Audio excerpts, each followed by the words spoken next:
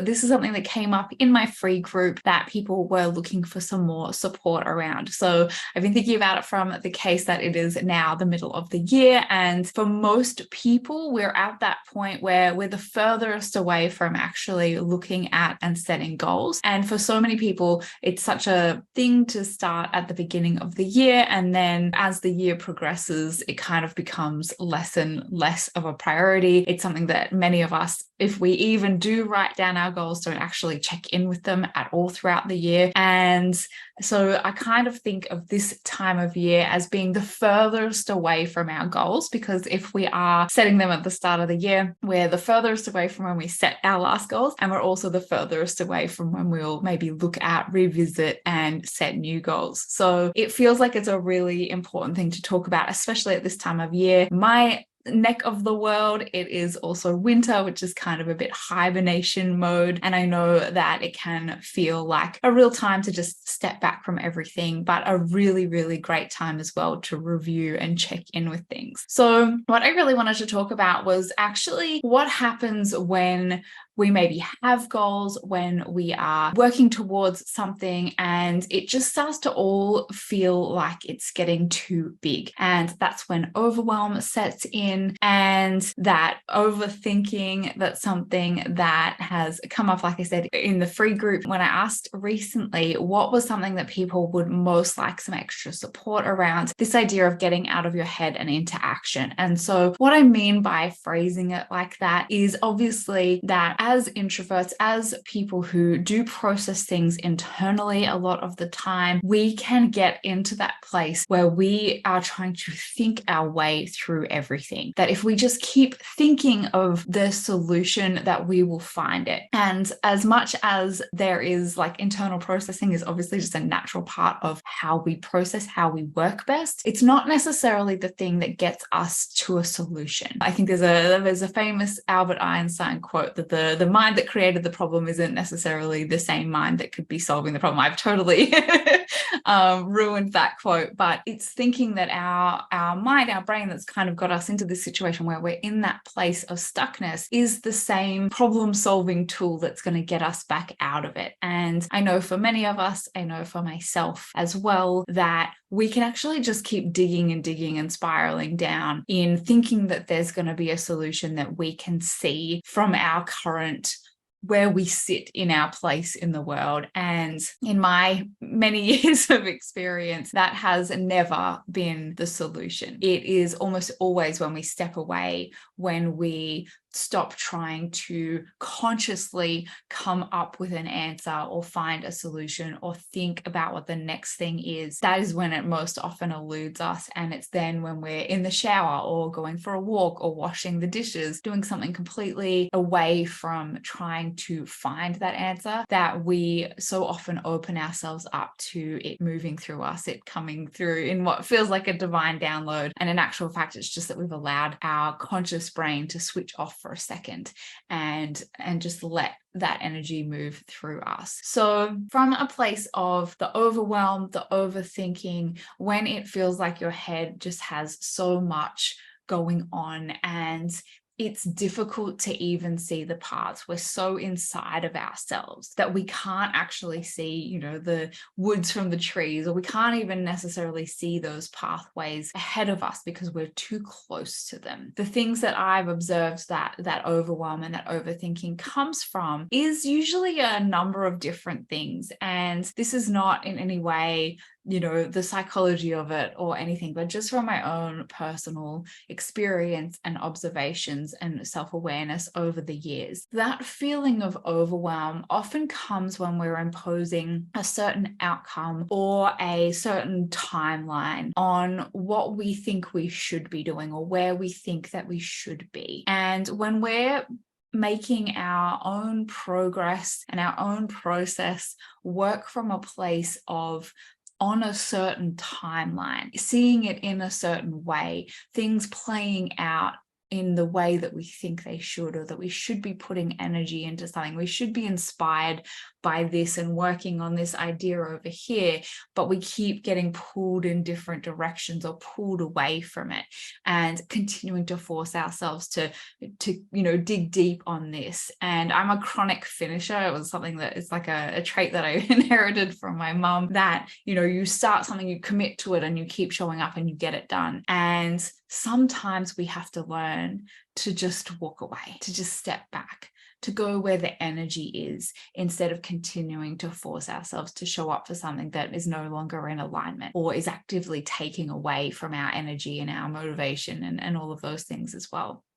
And so that being one part of where the overwhelm comes from, where the brain fog and the inability to take action and keep moving forward, even when it's something that we love and we're excited about and we're deeply passionate about. The minutiae, the tiny little daily actions and steps and things that need to get done, even in pursuit of having that big dream ahead of us, can be constantly getting in the way of us being able to take that action when we can't actually see, well, are these little steps, are these things that I don't really enjoy doing actually helping me get to that place that I'm trying to get to? Sometimes it can feel like we're going in a completely different direction and we're moving away from it. And so it can be hard to show up and do those things that need to get done, because it feels like, well, I don't actually have proof that this is going to result in that. The other thing that I have noticed when we are feeling that overwhelm, it's because we don't actually have clarity on what we're doing, why we're doing it, and what those broken down steps are. And so if you're working towards a big goal, if you have things all swirling around in your mind,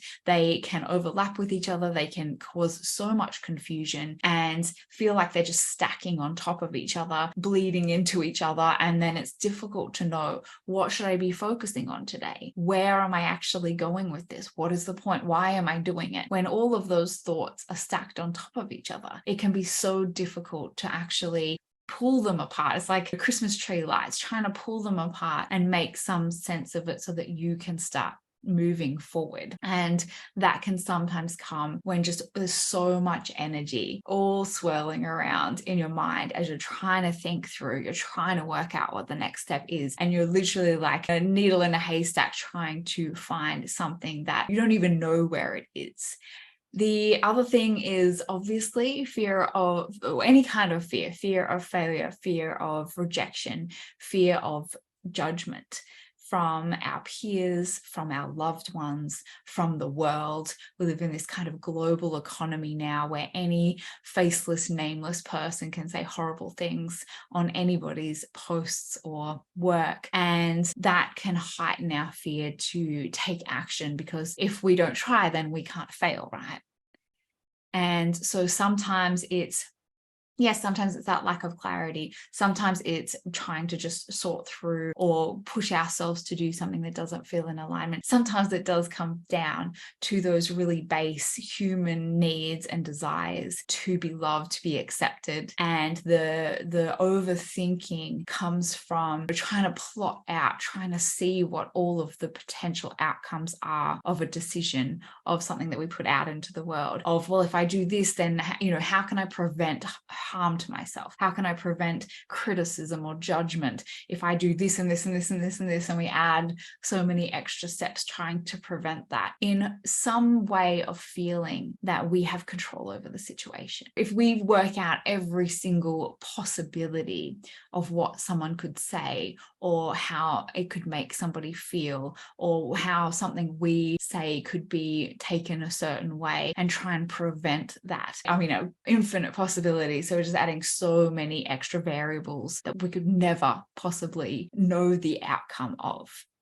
And as much as we might come into something with the best of intentions, we can still do harm, we can still be judged, we can still be criticized. And coming to a point that we know that the bigger purpose, the lessons that come from our mistakes and our failures. And so that can be another reason why we just get into our own heads and don't take action, because we're so worried about those things that we actually have almost no control over, like really so little control over. And we can focus externally and think, well, if I can just work this out, if I can just work out how to show up and put my work out and avoid any kind of rejection or criticism or judgment.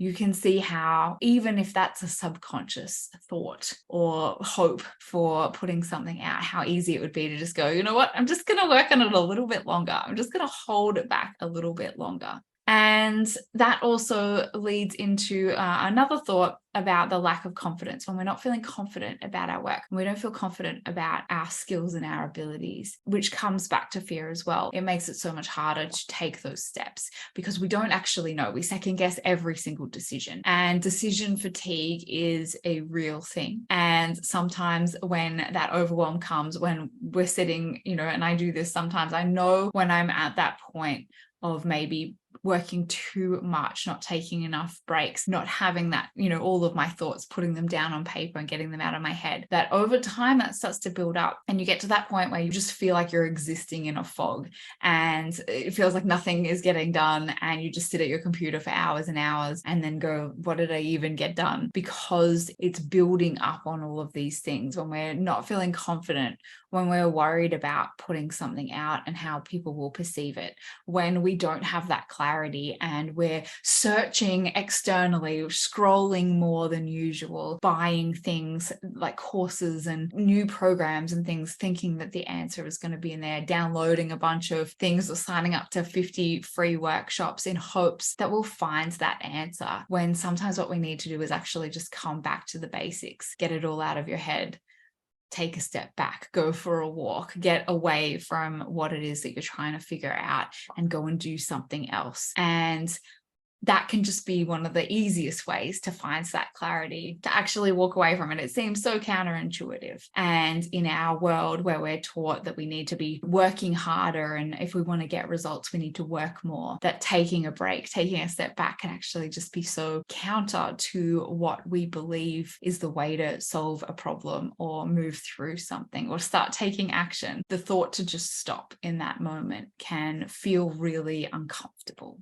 And then obviously there's the mental health brain chemistry, especially for neurodiverse people. It is something that I'm not even remotely qualified to talk about, but when we have chemical differences, the body's ability to create dopamine and the other happy chemicals, that is obviously going to play a part in how on edge we can be when things aren't clear, when we don't have a plan. Even if we do have a plan and we know what we need to be doing, the ability to actually take that action. So there's a whole other side to that I'm not even remotely qualified to talk about, but it's important to acknowledge, I think. So what do you do if you find yourself at a point where you're feeling that burnout, where you feel like you either are stuck and don't know what you should be doing, and as a result you just end up procrastinating and wasting a lot of time and energy, which again just becomes in a vicious circle of overthinking and then feeling bad about that and then thinking that you should be doing something and then sitting trying to work out what that thing should be. When you're feeling like that, or when you're feeling like you're just so exhausted,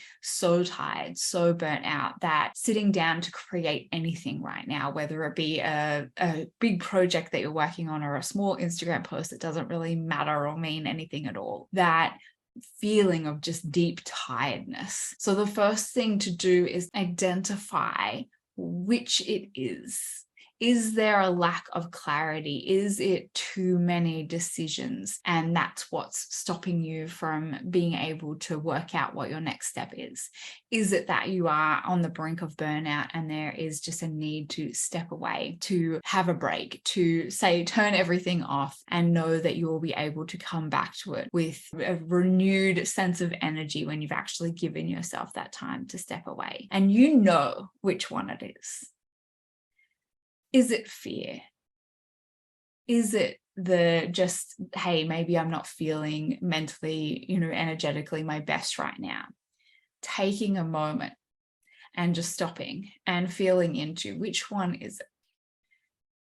Because but so often we don't even allow ourselves the moment to stop and ask the question. We just keep pushing through because that's what we've been taught to do. So which one does it feel like to you?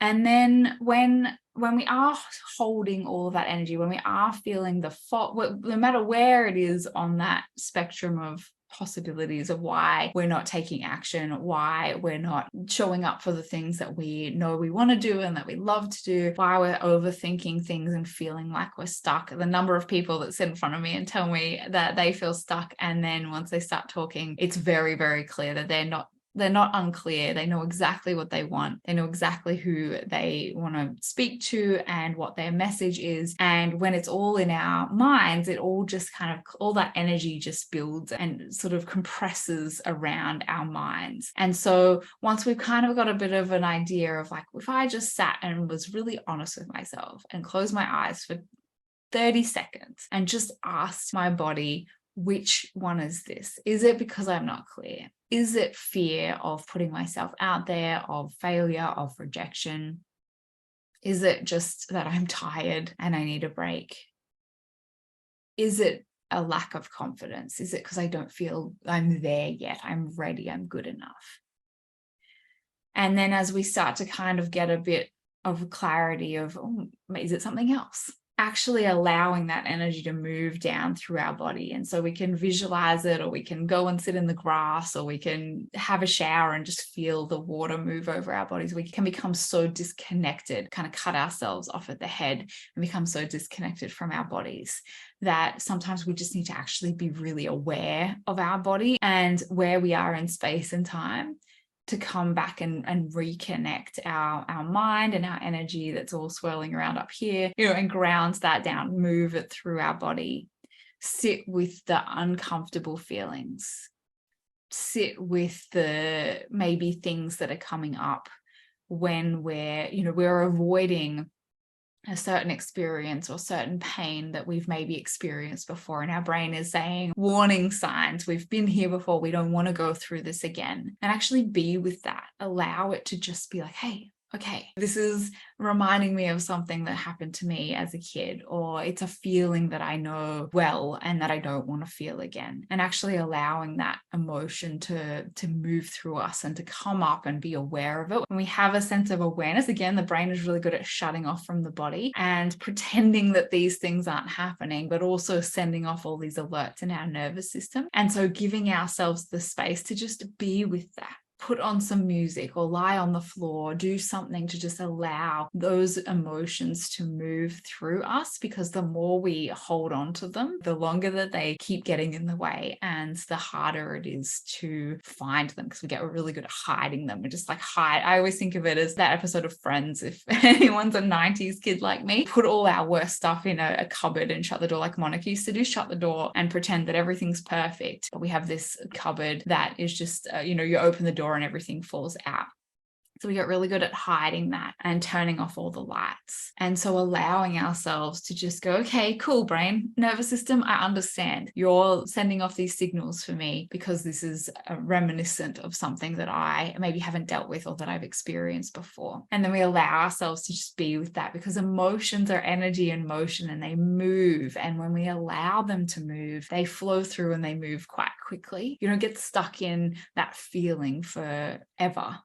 It's when we allow ourselves to feel it, acknowledge it, and move through it. And then grounding it down into the earth to, again, really feel that mind-body connection, and doing whatever we need to do to release that when it feels right for us. That can be, like I said, getting out into some fresh air and putting our feet on the earth. It can be just having a shower and allowing that to just wash off and wash through us, or putting on some loud music and dancing around, screaming, crying, whatever that looks and feels like for you. Just allowing that brain fog and all of that energy that's just, I just think of it like it's just compressing and it just starts to weigh down on us. And that's why we get aches and pains and things when we let that go on for too long, because as it starts to weigh down on us, we compress in our bodies. And so we start holding ourselves awkwardly. We start sitting and sleeping poorly. And we then get all aches and shoulder pains and neck pains and things. And so actually allowing ourselves to stop and let this move through us, grabbing a notebook and pen and just writing whatever needs to come out, whether it's a list of all the things that you've been thinking about, whether it's writing out or talking out to someone what's going on, what's coming up, And once the nervous system has that awareness that you know what those warning signs are, you're aware of it, and hey, we're going to be okay, I've got this. That is always when it calms down in my experience. It just chills out. It's like, okay, cool, I can calm down now because I know that you know that this is something that I've flagged that might be bad for us. And once we go, hey, it's cool, I got you, the nervous system calms down. Burnout comes, I think, from holding on to it for too long. In kinesiology, we talk about there's the lockup of when our muscles lock up around certain things, and that is like a short term of discomfort. But when we let that be for so long, that lockup happen, and we just learn to live with it and keep moving with it and go, yeah, I know there's all this stuff going on in my head, but I've just got to do these things on my to-do list. Eventually we get used to it. And that's when we get into that sense of like that deep tiredness and not being able to sleep, not being able to switch off, feeling just like, even though we know what needs to get done, we just don't have the energy or the brain capacity to actually do it. That's when we're getting into that point of we've let that go on for too long and we need to come back, step back, take a break, take real rest, walk away, and come back to some of the things that we know energize us and look after us. If you are feeling the burnout, if you are feeling overwhelmed or stuck with where you're at, if you are feeling the frustration of knowing there's things to do and that every time you sit down to work on them, you find yourself just not being able to get anything done, I have these 3 questions for you that I wanted to ask. What do you need right now? Take a moment. Let the question wash over you. And instead of trying to think of the answer, trying to use your brain to logically decide what you think you should need or what is in your mind's eye of what the world has told you is acceptable for you to need right now, I just want to invite you to take a deep breath and let the mind do what it wants to do, and then feel yourself just drop deeper into your body. Let the mind be there, and that's okay. And you'll feel a different voice. There'll be an answer that maybe the mind is trying to distract you from. What do you need right now? Is anything bad going to happen if you allow yourself to have that thing that you need?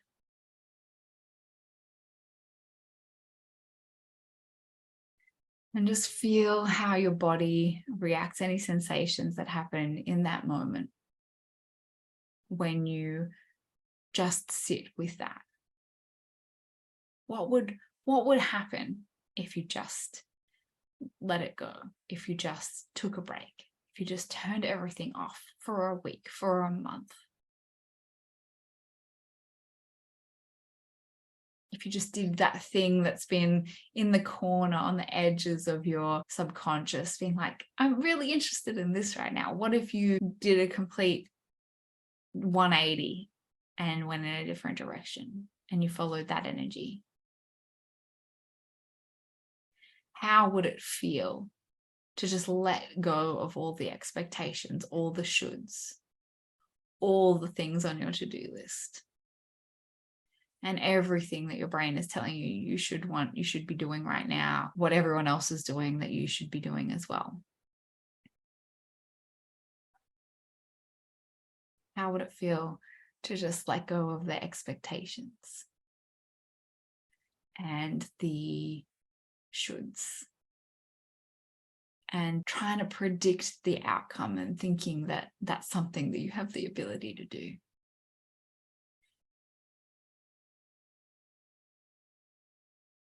How would it feel to take a break, to move in that direction, or to just work out what it is that you're trying to really do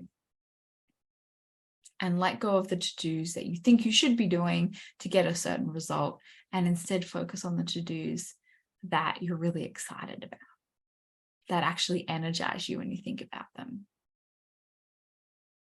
When I was a kid, I used to do this thing where I would eat all of the vegetables and all of the boring stuff on my plate. Like I would have a process for how I ate the food on my plate. And it would be like the delayed gratification of getting to eat my favorite item on the plate at the end. And I got really good at doing this over the years as a student, as an employee, as a creative, that we put these rules and these blocks in our way to the thing that we're actually excited about and passionate about, that bring us joy. Well, I can't get to the joy until I do this, and we pile these tasks in our way first. Of course, then it's difficult to show up when we've just bombarded ourselves with things that we actually don't want to do. Do you need to outsource some things? Are there things on your to-do list that don't matter and that you can pay someone to do, or you can automate in some way, or you can ask AI to do, or can wait a week and you can come back to them once you've done the thing that's really just bringing you joy right now and you're in a great energy towards it, that then makes those menial tasks so much more enjoyable because you've actually allowed yourself to feel the joy and the energy first. We think that business, we think that life, we think that growth should be linear, and it's just absolutely not. And when we let go of those expectations and those outcomes, we allow our brains to rest. We operate from a different place.